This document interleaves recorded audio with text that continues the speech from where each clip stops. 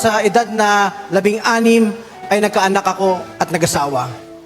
Binansagan akong jombag dahil madalas ako mambugbog ng mga tao na napagtritripan ko lang. Lalo na't ako po ay high sa pinagbabawal na gamot. Hindi po exempted ang family ko rito.